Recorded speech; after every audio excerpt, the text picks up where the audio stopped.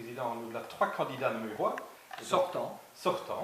Et donc, ce serait intéressant d'avoir les opinions sur les différentes questions. Donc, je tire une première question que je vous donne.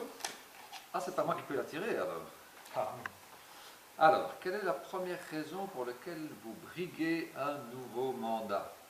Ben, je dois dire que je suis en pleine forme, que je suis plein d'enthousiasme et que je trouve que le travail qui a été fait est un travail intéressant qui mérite d'être poursuivi, surtout dans une province qui va continuer sa transition.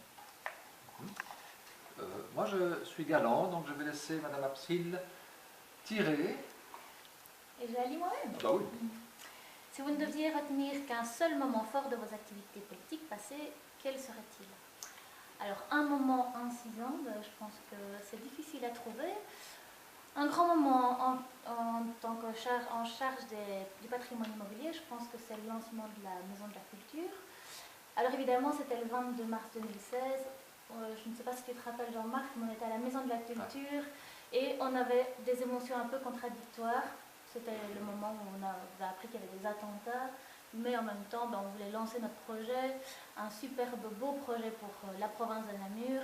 Et donc voilà, je pense qu'on a beaucoup d'émotions qui reviennent dans notre mémoire quand on parle de ce 22 mars 2016, très contradictoire.